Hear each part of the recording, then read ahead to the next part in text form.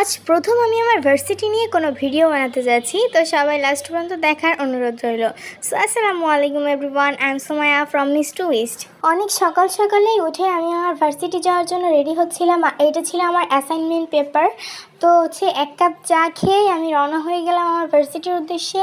আর যেতে না যেতেই আজকে লাকিলি বাস পেয়ে গেছি, প্লাস সিটও পেয়ে গেছিলাম। আর আমি যেহেতু অফিস আওয়ারে বের হই, তো জ্যাম আমার নিত্যদিনের সঙ্গী। তারপরেই চলে আসলাম আমার ইউনিভার্সিটিতে। And this is our university, Habibullah Bahar university college, and it's hour beautiful campus. তারপর ক্লাসে গিয়ে দেখলাম আমাদের সব ফ্রেন্ডরা এখনও আসে নাই, তাই আমি আর আমার ফ্রেন্ড হাফসা আমরা দুজন শহীদ মিনারে বসে আড্ডা দিচ্ছিলাম। আর এখানে অনেক ঠান্ডা বাতাস ছিল। তারপর আড্ডা দেওয়া শেষ করে পরপর কতগুলা ক্লাস শেষ করে এক রাশ ক্লান্তি নিয়ে আবার বাসার উদ্দেশ্যে রওনা হয়। আরে দাঁড়ান, এত ব্যস্ত হলে কি হয়? বাসা যাওয়ার উদ্দেশ্যে রওনা দিয়েছি বললেই কি বাসায় চলে যাওয়া যায়?